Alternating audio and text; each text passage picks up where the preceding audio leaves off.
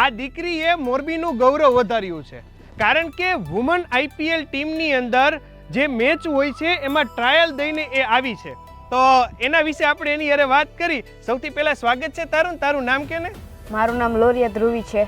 કેવો એક્સપિરિયન્સ રહ્યો, કેટલી મહેનત કરતી? એક્સપિરિયન્સમાં તો બહુ સારો એક્સપિરિયન્સ હતો. વુમન્સને આટલું ઓપોર્ચ્યુનિટી મળે કે આગળ વધવાની, એટલે બહુ સારો એક્સપિરિયન્સ હતો. સવારથી લઈને બપોર સુધી બહુ મજા આવી અમને.